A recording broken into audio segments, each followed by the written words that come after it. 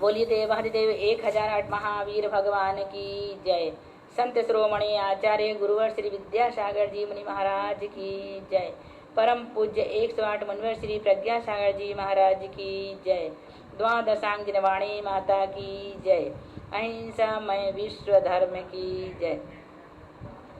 सिद्धम शुद्धम पणमीय जिनिंद वर्णेमि चंदमके लंकम गुणरयण भूषणुदयम जीवस्य परुवणम बोच्छम।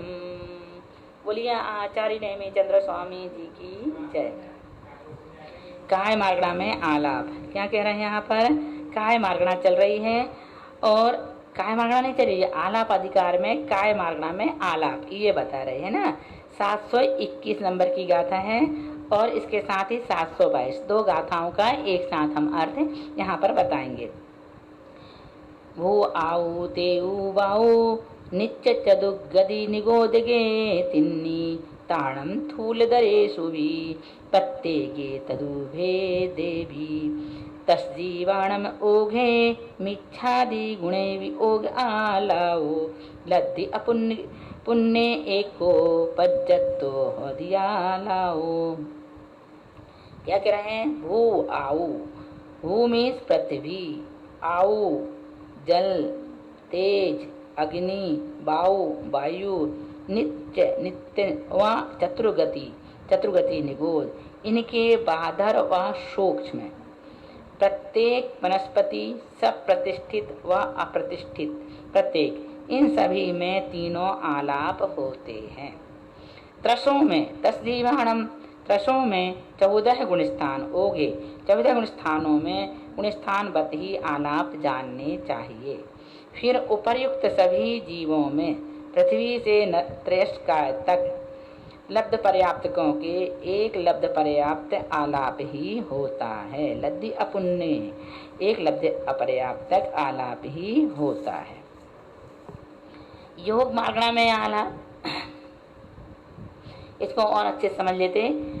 पृथ्वी जल अग्नि वायु नित्य निगोद इत निगोद इनके बाधर सूक्ष्म भेदों में तथा सप्रतिष्ठित अप्रतिष्ठित प्रत्येक वनस्पति में तीन तीन आलाप होते हैं।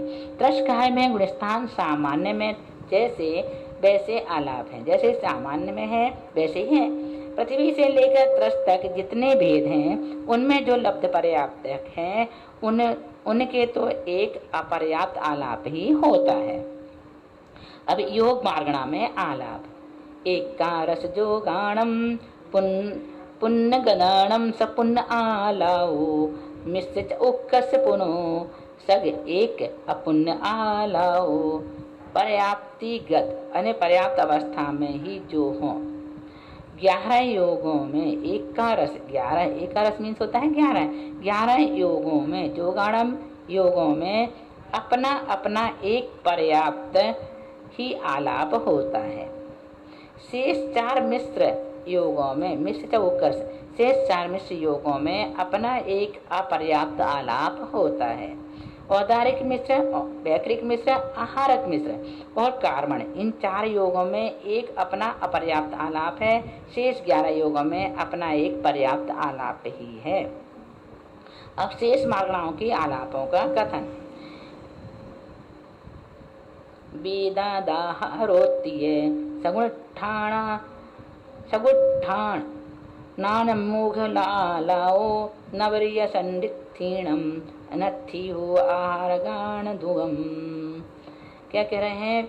फिर से देखो। वेदादाहारोत्तीय सगुणा नान मूघ आलाओ नवरिय संडिथीणम नथी हो आहार गानम तु।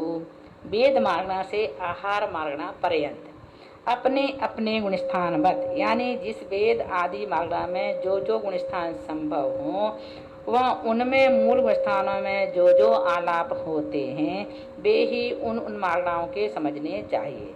इतनी विशेषता है कि नपुंसक व स्त्री के आहारक द्विक नहीं है। किसके नहीं है? नपुंसक और स्त्री के आहारक द्विक नहीं होता है, तो कॉमन बात है, सब समझते हैं। वेद मार्गणा में आलाप वेद मार्गणा में गुणस्थान 9 है और उनके अनुसार आलाप है।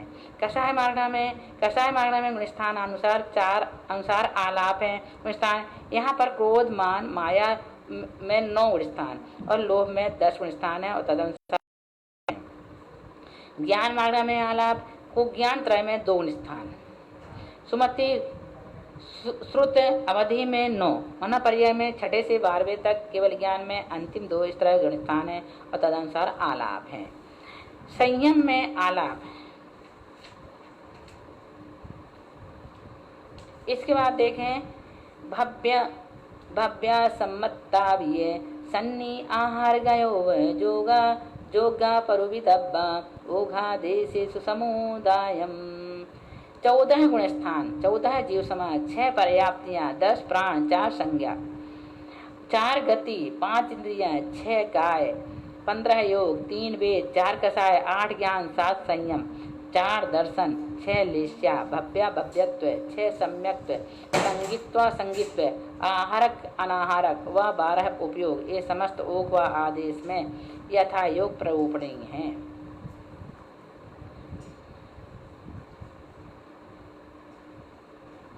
अब देखो जीव समासों में विशेष ओघे आदेशे वा सन्निपज्जन्तगा हवे जत्ते तत्ते उणवी संता इगी विति उणिदा हवे ठाणा। ओघ यानी गुणस्थान, आदेश यानी मार्गणा में संगी पर्यंत मूल जीव समासों का जहाँ कथन हो वहाँ 19 पर्यंत उत्तर जीव समास स्थान के भेदों को एक सामान्य, दो पर्याप्त और अपर्याप्त तथा 3 सामान्य पर्याप्त और अपर्याप्त से गुणा करने पर समस्त स्थान जीव समास के भेद होते हैं।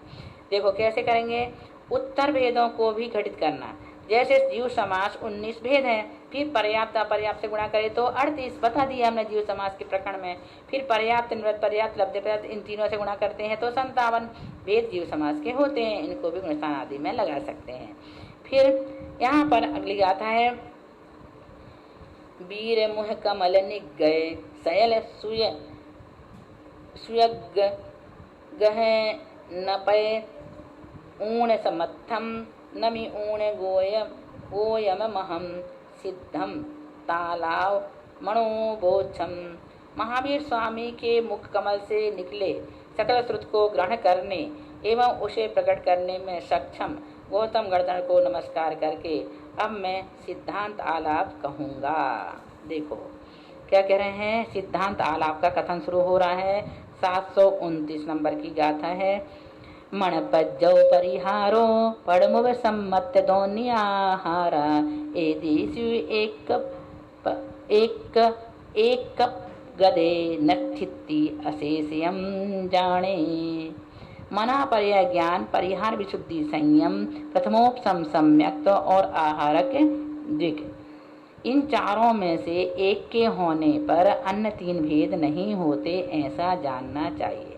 फिर से देखो, मना पर्याय ज्ञान, परिहार विशुद्धि, संयम, आहारक का योग, आहारक मिश्र योग, इनका परस्पर में विरोध है। इनमें से किसी एक के होने पर शेष भेद नहीं होते, ऐसा जानना चाहिए। सिद्धांत है, समझ में आ गया क्या बताना चाह रहे हैं यहाँ पर। मन पर्याय ज्ञान, परिवार विशुद्धि, संयम, आहारक का योग, आहारक मिश्र योग, इनका परस्पर में विरोध है। इनमें से किसी एक के होने पर शेष भेद नहीं होते, ऐसा जानना चाहिए। अब विधि युग सम्मतम शेड़ी 2 दिन अविरदादिशु सग सग लेसा मरिदे देव अपजत गेयो हवे। उपसम श्रेणी से नीचे उतरने पर असंयत आदि गुण स्थानों को पाने वाला जीव जो स्वलेस्या के अनुसार मनन करके देवगति में जाता है, उसी के देवगति में अपर्याप्त काल में तृतीय उपसम सम्यक्त होता है। तृतीय उपसम सम्यक्त बता रहे हैं, उपसम श्रेणी से जो मुनिराज उतरे हैं और अविरत आदि गुण स्थानों को प्राप्त हुए हैं, वे अपनी अपनी लेस्या के अनुसार मनन करके देवगति में जाते हैं। उनके अपर्याप्त अवस्था में द्वितीयोपसम सम्यक्त होता है और किसी के नहीं होता। अब गुण स्थानातीत गुण सिद्धों का स्वरूप। सिद्धाणम सिद्ध गई केवल नाणम चंसणम खय्यम सम्मत्य मणाहारम उवजोगा नक्कपौत्ति सम्मत्य मणाहारम उवजोगा नक्कमपौत्ति। गुण जीव ठाण रहिया सन्ना पज्जति पाण परिहीणा शेष नवमग्न नूना सिद्धा शुद्धा सदा होंती। ऊपर वाली गाथा फिर से देखो।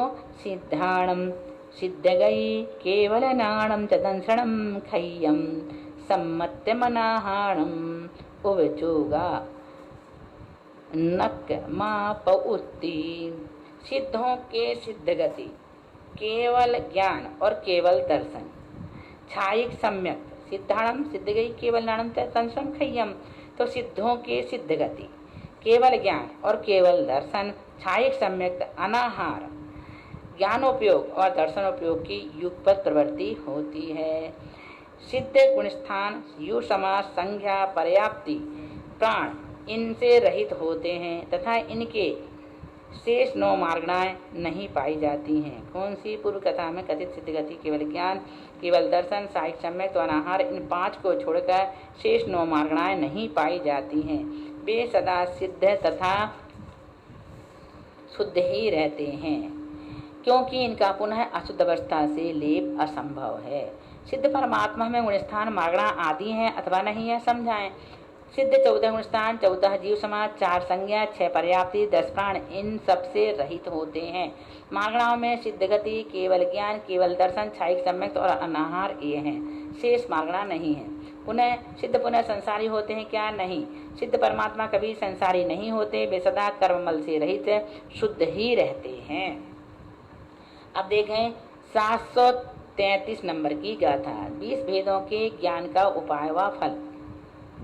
निखेवे इयत्थे नयप्प माणे निरुत्ति अणुई योगे मग्गई भी समभेयम सो जाणई अप्य सब भावम। जो निक्षेप में, एकार्थ में, नय में, प्रमाण में तथा निरुक्ति व अनुयोग में 20 भेदों को जानता है, वह आत्म सद्भाव को जानता है। निक्षेपे निक्षेप में, एयत्थे एकार्थ में, नय में, प्रमाणे प्रमाण में तथा निरुक्ति निरुक्ति व अनुयोग अनुयोग में 20 भेदों को जानता है, वह आत्म सद्भाव को जानता है। जिनके द्वारा, निक्षेप किसे कहते हैं? जिनके द्वारा पदार्थों का समीचीन व्यवहार हो, ऐसे उपाय विशेष को निक्षेप कहते हैं। उनके 4 भेद हैं, नाम, द्रव्य और नाम, स्थापना, द्रव्य और भाव। ये पढ़ चुके हैं हम जैन सिद्धांत प्रवेशिका में भी और कई जगह। उनका स्वरूप तत्वासुत आदि ग्रंथों में बताया है। एकार्थ किसे कहते हैं? आत्मभूत आचरण लक्षण को एकार्थ कहते हैं। जैसे ज्ञान दर्शन जीव का आसारण लक्षण है, यह जीव का एकार्थ हुआ, अथवा एक ही अर्थ के वाचक भिन्न भिन्न शब्दों को एकार्थ कहते हैं। जैसे प्राणी, भूत, जीव और सत्य सभी एक जीव के वाचक शब्द हैं। नय किसे कहते हैं? वस्तु के एक अंश को जानने वाले ज्ञान को नय कहते हैं। इसके बहुत भेद हैं। प्रमाण, बहुत समस्त वस्तु को ग्रहण करने वाला ज्ञान प्रमाण है। प्रमाण के भी अनेक भेद हैं। निरुक्ति किसे कहते हैं? जिस धातु व प्रत्यय द्वारा जिस अर्थ में जो शब्द निष्पन्न हुआ है उसको उसी प्रकार से दिखाने को निरुक्ति कहते हैं। जैसे जीवति, जीवस्यति, अजीवित, जो जीता है, जीता था, जीवेगा, वह जीव कहलाता है। इसमें जीव धातु और अल प्रत्यय है। अनुयोग किसे कहते हैं? जीवादि पदार्थों के जानने के उपाय विशेष को अनुयोग कहते हैं। उसके 6 भेद हैं, निर्देश, स्वामित्व, साधन, अधिगम, स्थिति और विधान। इनका वर्णन तत्वासुत आदि में किया जा चुका है। इस 20 प्रवृत्तियों को जानने का फल या लाभ क्या है? इनके द्वारा आत्मा का समीचीन रूप से बोध होता है, अपने आत्मतत्व का अस्तित्व जाना जाता है। यही लाभ 20 प्रवृत्तियों को जानने से होता है। अब अंतिम गाथा है 734 नंबर की। अंत में नेमी चंद्राचार्य जी आशीर्वचनात्मक गाथा कहते हैं। अज्जज्य सेन गुण गण समूह संधारी अजीय सेन गुरु भुवन गुरु जस्य गुरु सो राव गोमट्टो जयऊ। देखो, आर्य सेन के बहुत गुणों के समूह का संधारण करने वाले अजित सेन गुरु, जो त्रिभुवन के गुरु हैं, वे जिसके गुरु हैं वह गोमट्ट राजा जयवंत वर्तो। फिर से देखो, आर्य सेन के बहुत गुणों के समूह का संधारण करने वाले अजित सेन गुरु, जो त्रिभुवन के गुरु हैं। भुवन गुरु त्रिभुवन के गुरु हैं, वे जिसके गुरु हैं, जैसे गुरु वे जिसके गुरु हैं, वह सो राव गोमट्टो, वह गोमट्ट राजा है जयवंत वर्तो। श्री आर्यसेन आचार्य के अनेक गुणगण को धारण करने वाले और जगत के गुरु ऐसे अजित सेन आचार्य जिसके गुरु हैं वह श्री गोमट राजा चामुंड राजा जयशील होवे।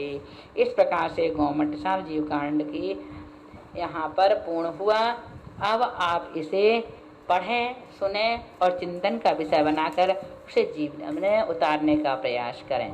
इस ग्रंथ को पढ़ने और पढ़ाने में हमारे द्वारा जो भी गलती हुई है उस हम क्षमा मांगते हैं। बोलिए महावीर भगवान की जय।